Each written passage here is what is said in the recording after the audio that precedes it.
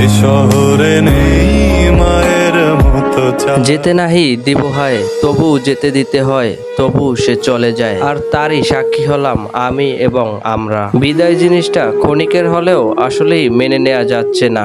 আমরা যারা মধ্যবিত্ত ঘরের আছি, প্রতিটা সন্তানেরই থাকে আকাশ সমান স্বপ্ন, আর সেই স্বপ্ন বাস্তবায়ন করতেই দিতে হয় হাজার হাজার মাইল পাড়ি।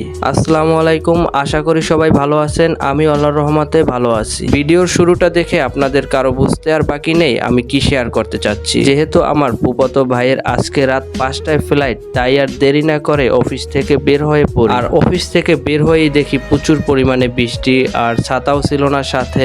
যাই হোক, বৃষ্টি বর্ষা উপেক্ষা করে চলে আসলাম হযরত শাহজালাল আন্তর্জাতিক বিমানবন্দরে। আর এখানে আমার ভাই বোন ও ফুপুরা অলরেডি চলে আসছে আমারও আগে। আর আসবেই না কেন, এতটা বছর পরিবার ও প্রিয়জনদের সাথে ছিল কত সুন্দর মুহূর্ত, আর সেই সব সুন্দর মুহূর্ত রেখে চলে যাচ্ছে দূর প্রবাসে। সত্যি বলতে আমি এর আগে কখনো কাউকে বিদায় জানাতে এয়ারপোর্টে আসি নাই, এই প্রথম আমি বিদায় জানাতে এয়ারপোর্টে আসছি। সত্যি আজকে খারাপ লাগছে এই বিদায় বেলা। আর এইদিকে আমার ভাই সবকিছু চেক করে সবার কাছ থেকে নিল সেই কাঙ্ক্ষিত বিদায়। আর সেই বিদায় বেলায় যেন থামছে না মায়ের অশ্রুজরা কান্না। আর শেষ বিদায়ে শেষটুকু ভালোবাসা দিল সেই প্রাণপ্রিয় মমতাময়ী মা। ভালো থাকুক পৃথিবীর সকল মা বাবা, দোয়া রইল ভাই তোমার জন্য, তোমার প্রবাস জীবন সুখের হোক।